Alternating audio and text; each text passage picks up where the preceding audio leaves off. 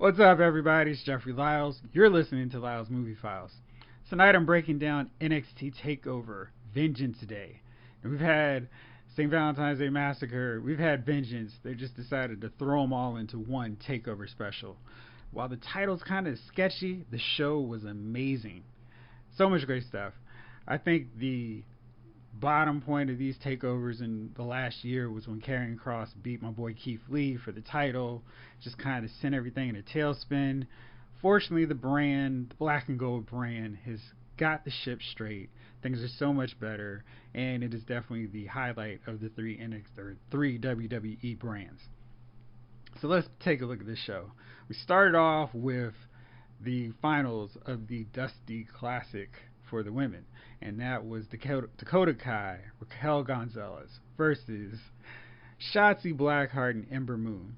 Now, this match was really unusual because it kind of flipped the whole hot tag with the heel team and the face team dynamic, where it was more of a case where the faces were the ones who were being very methodical, wearing down Dakota Kai, who was kind of basically playing Ricky Morton, and Raquel Gonzalez was just sitting on the side waiting for the hot tag, because when she was in, she dominated, and then finally they took out the smaller and weaker opponent, and it was just this matter of keeping her on the sidelines.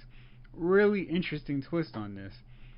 Now, there were a couple of botches, a couple of times where they had some miscommunication, but I really didn't care because I was invested in both of these teams. This was kind of a holdover from War Games, where we had half of the teams facing off against each other in the tournament final. And it was really a case where either one winning would have made sense. If Shotzi and Ember Moon won, then you've got obvious people to go against Nia Jax and Shayna Baszler, because you got the heel face dynamic. But also, if Gonzalez and Kai win, this rewards Kai for kind of holding it down in the division for so long.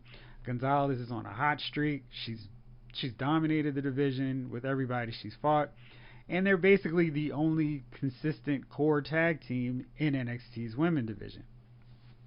So I like this. I like the idea of these two teams going against each other. I thought the match over delivered. It exceeded my expectations. It was a lot of fun. I read some complaints that people thought it went a little too long, but I don't know. I liked the way it was this real back and forth and give and take between the two teams. And I think they made the right call, giving the win, the trophy, and the number one slot for the women's tag team titles to Dakota Kai and Raquel Gonzalez. This keeps their momentum going, and I think, honestly, just the way the situations work out better in NXT. An NXT women's tag team makes more sense than a brand that travels throughout on SmackDown, Raw, maybe occasionally comes to NXT. Because I think they have more tag teams, more natural tag teams than other divisions.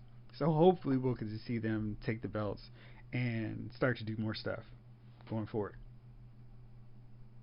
But yeah, I'm a big fan of this match and was really like, this was a great way to start the show. What's next? And then they really delivered even more so, because we got Johnny Gargano defending his North American Championship against Kushida. Gargano has been notorious for winning titles and then promptly losing them in his first defense. And now he's got the way, and he's really won me over being this obnoxious jerk heel leader of a faction with Candice LeRae, Austin Theory, and I love this whole dynamic of the way. And this time, Dexter Lumis very sneakily grabs Austin, and Johnny is like, whoa, whoa, whoa, where's my boy to do my non-looking high five with? And he sends the rest of them to the back to find him. And I like this because it's one-on-one.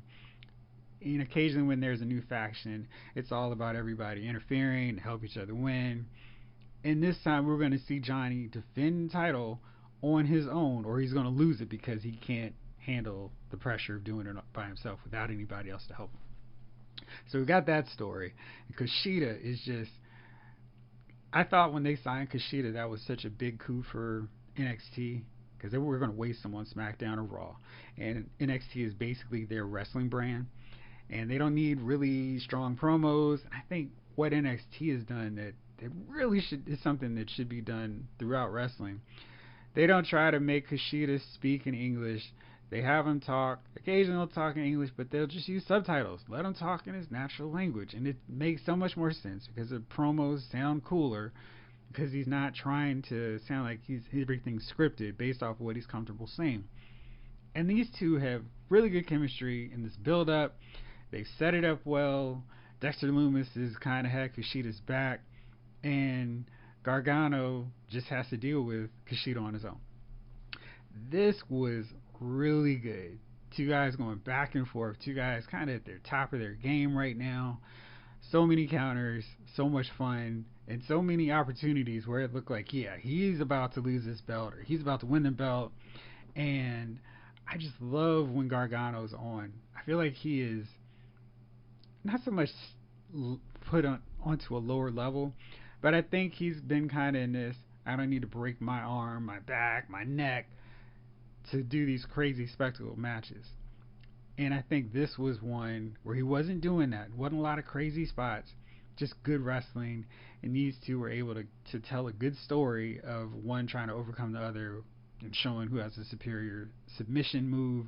And, you know, you had the story with the arm, and both of them trying to go after each other's arm and show who's going to break it for real. And it was just really good. Gargano actually gets the clean win this time, which I also think is important because you want to have your heels occasionally win matches on their own without their, faction stablemates and not having to cheat. Because it shows that, hey, you could do this all the time. Why do you have to resort to relying on these people? So that was good. Really strong match. So for me, we're 2 for 2 with NXT TakeOver Vengeance Day. Next up, we get the classic Dusty Rhodes Tag Team Classic Finals with the Grizzled Young Veterans versus MSK. I'm still very much confused as to why the third member of the Rascals didn't make it. But one thing I have loved about the portrayal of MSK on NXT, they have not faked. They didn't bring them out as this hot new team and have them lose in the first round. They've won all their matches getting up here to the finals, obviously. And they've set them up in a way where they can be the hot new tag team in NXT, getting a shot at Oni and Lorcan and Danny Burch. And now they've just got to beat the GYV. I don't like GYV because I think they're such a great classic heel tag team. They don't do anything likable. They beat teams that you're rooting for. And I think they're such a cool throwback because they're not trying to win fans. They don't do anything cool. They're really obnoxious with the promos, and they don't have that, oh man, that was so cool, we really like that move. It's just, they're bad guys, they're heels, and they're just annoying. And so I love watching them in terms of wrestling. I hate them in terms of how often they win their matches. And I felt like watching this, yeah, they're probably going to let GYV get this one because they lost last year to the Broserweights. And this is like their make good. And this one was, oh my gosh, it was such a great, blend of skill sets and how they played with each other. They had such good chemistry. GYV wrestled, and they started doing some uncharacteristic, like aerial maneuvers, while MSK started getting more like ground and pound, aggressive and fired up. And it was really strong in the way they were going back and forth. And I was like, all right, come on, y'all got to let MSK win, right? And GYV had several opportunities where it looked like they had it. They did a freaking doomsday device on the outside, really well executed. MSK is one of those teams where they have so much high-flying maneuvers where you kind of wonder if they start botching, kind of like old school Sabu, if it would derail their matches. And so far, in their matches on NXT, they have not missed a beat. They've been right on top of their moves, and everything looks really crisp.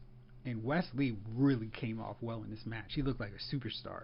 And I know it's way too early to start talking about splitting them up. Hopefully that's way down the road. But he's somebody I could really see them pushing really hard and to the moon later.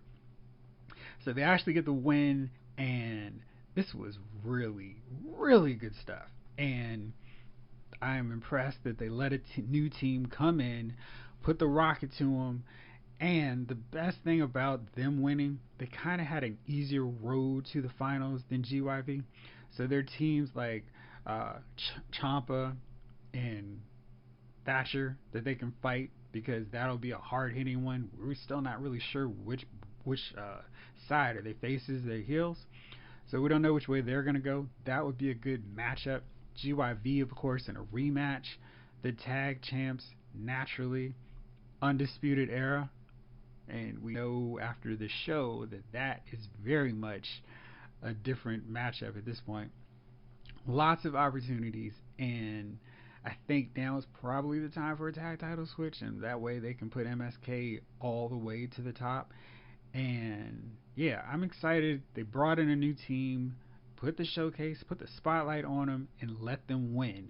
And they delivered too. It wasn't so much the thing of like, oh well, they're pushing them and they're just gonna come through. They look good, they delivered, and it felt like the right call. So definitely enjoyed that.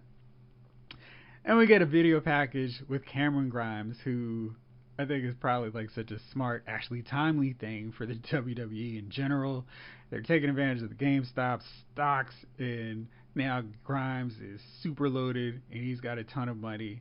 And he was already obnoxious, but now an obnoxious guy with money makes him even more money. So he's going to be great, and I can't wait to see where all they go with this. Eventually, he's going to, of course, lose all that money, and then he'll be back to being the poor guy who's obnoxious. But Cameron Grimes is really good at what he does, and I can't wait to see all the directions, all the angles they go with him in the future, with him being this rich guy now.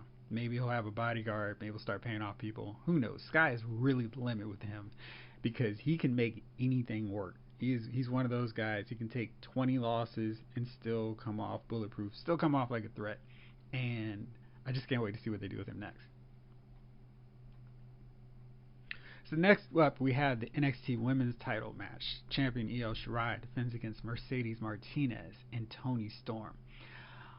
This was the one match I wasn't excited about.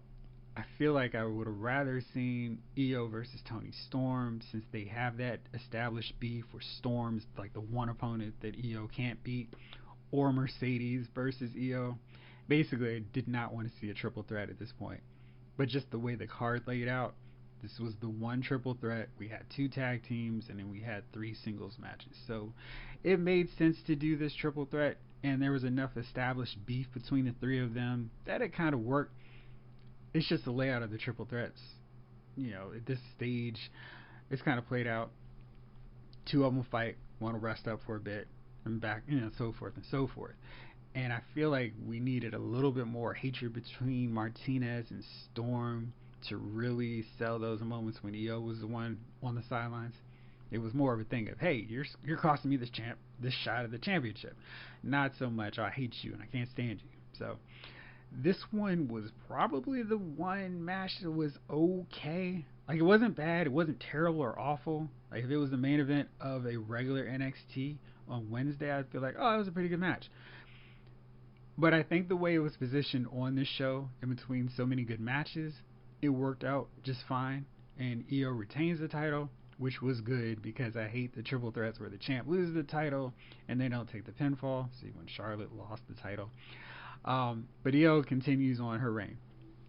I'm curious where they go with Io now. If it's a case where she's going to go against Toni Storm, because she was not the one that took that fall, and Storm then goes on to beat her. But I don't know who else is left for Io to fight. So maybe that's Taya if she comes in now to NXT. That's interesting. But I'm not sure if I want to see Taya as a heel, because I feel like they've kind of got that blonde, sturdy wrestler already in Toni Storm. We'll see what happens. But this was okay. Not my favorite. Definitely my least favorite of the entire show. But this, again, is just a case that the rest of it was so exceptional. Then our boy Eli Drake finally comes to NXT, and he is now known as L.A. Knight. I have been a fan of Eli Drake ever since he debuted on Impact/TNA, when he started hanging out with Drew McIntyre and helping him out. His promos were immediately so much better than Drew McIntyre. I was like, oh wow, this guy seems like a star. And so I've been following him with interest since then. I think he does pretty well. He's not a, he's not going to give you that 5-star match, but he's a good personality. And I think he's a guy like Cameron Grimes whose ability to talk and cut really good promos will always make him a threat. He's somebody I could see jumping right ahead to become a challenger for the NXT championship. I don't want to spoil it yet in case you haven't watched this all already. Soon though. Next up, the NXT championship. Finn Balor versus Pete Dunne.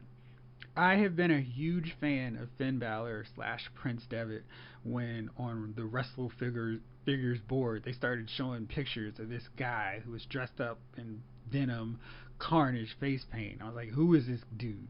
This stuff looks cool. And I was like, hey, what's this Bullet Club that he's part of? So I kind of started becoming a fan of his right before he left to come to NXT. And they did right by him pretty much right away. Much like MSK, they had a direction, they had a vision. He's going to be the focal point of our promotion. And when he got the title, he was the man. He was a fighting champ. Really held NXT he brought NXT up to a new level. Much like Charlotte, Sasha, Becky, Bayley, and he ushered in like the new generation where it wasn't so much just this development territory, but the third established brand in WWE. And I felt when he came up to the quote-unquote main roster, they had the right idea, making him the first ever Universal Champion. He got injured, and then it was kind of like, we don't trust this dude anymore. And then he was kind of stuck in the Intercontinental title picture and just becoming this smiling, preening idiot who never really won anything. Came back to NXT, had an attitude like Prince Devitt, and he had a chip on his shoulder, which I think is what he needed, 2020, 2021. And he's done nothing short of deliver great matches on takeovers or just regular shows since then. It's like, yeah, this is the guy who was doing it in NXT, the guy who we hadn't seen on Raw or SmackDown, and now he's back to rule this kingdom. Pete Dunne has been somebody who I started off kind of not sure about, but really have come in the last year or so to appreciate how good he is. And this is one of those deals where it's like, which way are they going to go? Because Balor has held the title for a second. He's held off some really strong challenges from Kyle O'Reilly. Pete Dunne is probably the next guy in line who should get a shot, but maybe they want to do this thing where Dunne takes the title from Balor. Then O'Reilly beats Dunne. Then we get the match where O'Reilly has to prove himself against Balor in defending the title against him. So many directions. And Balor can have a good long feud with Pete Dunne if they want that. So it was like, okay, where are they going to go? And Dunne and his cronies have already started banging out on Balor's arm and his fingers. So he's kind of coming in a little vulnerable. And he also has that established issue now with his jaw. And I love the idea of a champ having some vulnerability in every match where people can always target this. Like, hey, I'm going to go after your knee, but I know I can go after your jaw, or I can go after your shoulder because you have issues with them. Those are established issues. Love that. And Balor started going, okay, we're going to go there. I'm going to go after your knee. I like that because there were lots of moves in Pete Dunne's arsenal. Like there's so many moves that he has that require him to use his legs, his knees, and his suplexes, his finishers, so many things. Like even the double stomp on the hands. So smart strategy from him. Lots of triangle holds. Everything. It was another. It wasn't so much like the Gargano and Kushida match, but it had enough differences that they could play the submission game. I got you. I'm going to out wrestle you. I'm going to get through this submission. And what I'm enjoying now about these modern NXT submission focused matches, they're not boring. They're not just sitting there, resting. They're like actively trying to get out of the move. Like, hold up. I got to get out of here. I got to get out. It's a strain. It's a struggle. And that's the biggest difference between somebody just sitting in a chokehold for a minute, a headlock for 5 minutes, and nothing exciting is happening. And there were so many times during this match where I was like, I think Dunne's about to win this Joker. And, and he hit that bitter end. I was like, well, that's it. He has destroyed his fingers, his hands, and he's hit his finisher. That's it. And then Finn popped out and hits a power bomb. Gets his John Woo. I mean, there was just so much cool stuff going on. It was a nice back and forth between these two guys, and it was really a case of, well, whoever's going to win is actually going to deserve it. And when we get this champion, or whoever wins will deserve to have been the champ. Finn actually comes back. He does his thing. He takes out Pete Dunne's mouthpiece, hits him with a drop kick to the face, which was cool because it's like, he's been going after Finn's jaw this time, but without the mouthpiece, he's vulnerable all of a sudden in the mouth. He hits the coup de grace, and he already knows that that's not enough to get the win. And I like this because, yeah, I hit you with this move, and instead of wasting time going with the dramatic, oh, I can't believe he kicked out of my finisher, let me cry for 2 minutes, he just immediately hits the 1916 and then gets the pin. So Finn retains his title, and yet another cool notch in this Finn Balor reign. And they've already talked about how he's just been on a tear on takeovers in general. Unlike Johnny, who is in a ton of takeovers, Balor has a winning record. He's only lost one time. And that one time was when he was on his way out and he had to lose to Shinsuke Nakamura. But that wasn't it for this show. So Oni and Larkin come out. They attack Finn. So it's a 3-on-1. And Finn is, of course, wiped out. Can't do anything. And after a pretty long beatdown, the Undisputed Era come out. So it's O'Reilly, Cole, Roddy come out and they save him, run off Pete Dunne and his crew. And Kyle is like doing this whole, yo, I respect you, I still respect you, you respect me. Hey, it's all about mutual respect here. And so he pulls him up, and then it kind of sort of seems like Kyle was potentially going, hey, you're on your own. Maybe you want to be with us, be part of Undisputed Era. And so they all line up like maybe we're going to see Finn, instead of throwing up the guns, throw up the UE. And just when Finn puts his guns out, Adam Cole hits him with a super kick. And it is one of those, whoa, this is surprising. And I know how everybody knows everything that goes on with Angles, of course, because they saw it coming a mile away. But I didn't see it. This was a nice surprise. It was a real shocker. But the real shock to the system, pun so much intended, was when Kyle got in Cole's face and there was no long pause. He just super kicked his boy and laid him out as well. And he leaves the ring and tells Roddy, come on. Roddy sits confused, like, which way am I going? And it ends before Roddy makes his decision. So much good TV on that because it leaves a suspense. It's a cliffhanger. Which way is Roddy going?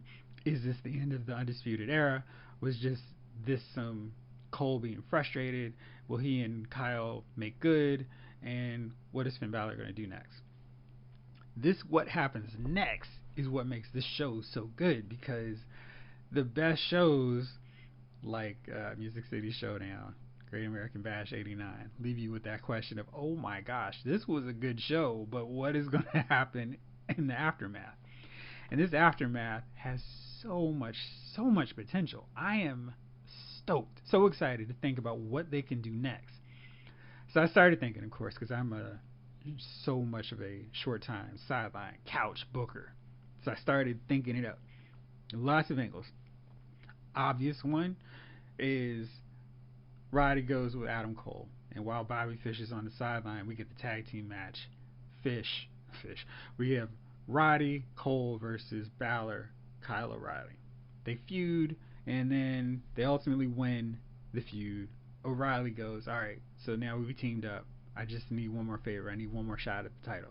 And then Kyle gets the belt, and I don't know what they do with Balor next, but then Kyle gets to become the champ for a while. Then he fights Adam Cole, and they defend it. Maybe that's when Cole gets the belt back. Who knows? Or this is one because I watched too much 90s wrestling. Maybe this is a long-term setup by the UE. And, they really have never been faces. They were kind of put in this position because Pat McAfee ran his mouth too much. And, they've been doing this good guy thing. But they realized that being good guys doesn't really pay off for them. I mean, they lost in the Dusty Classic. and they lost to a mixed match team that had never really teamed before. So maybe being the good guys, maybe being the better people doesn't work. A few years back, it wouldn't have been Pete Dunne, Oni, and Danny Burch going after Finn Balor. It would have been them. They would have been the ones that hurt Finn and took him out instead of having his back. So maybe all of this has been like this long. Let's earn the trust of Finn Balor, and let's put a sheep in the kingdom, and maybe we set up where Finn goes, hey, I need some help going against your boys. You with me, Kyle? And Kyle's like, of course, I've got your back. They set me up too. And then we get this Sting, Ric Flair from '95. Gosh, it seems so long ago, but it's so fresh in my mind. Where Balor is going after the Undisputed Era of Cole and Strong, and he makes the big tag. And instead of helping, Kyle turns on Balor, and the Undisputed Era stands tall, leaves Balor lame. So then we have our big WrestleMania weekend takeover. Balor versus O'Reilly, who's firmly back to being committed to being a heel. He is right there with the Undisputed Era, and with their help, because he's been such a gracious one-on-one fighter in these first two matches with Balor. With their help, he wins, and he finally gets over that hump, and he's the new champ. And then, because I'm so long term with this booking here, because there's so many different cool ways they could go with this. This is just another suggestion. This is when Finn Balor decides, I've had enough of this foolishness. I've been beaten up by everybody. My boys are on another promotion. I don't have any help. I'm going to go back to the one side that I know will be unstoppable. And this is when Finn Balor decides he's going to become the Demon again. And I think maybe you set this up way out to SummerSlam when O'Reilly versus Balor 4, and it's O'Reilly versus the Demon. I don't know. I'm excited. I'm loving what NXT is doing. I've been flip-flopping back and forth between which show I watched last between NXT and AEW Dynamite. But after this show, I am 100% sure that NXT is going to be the second show that I watch. Yeah. But again, this show was amazing. So many good matches. The worst match was still decent enough that it was okay to watch.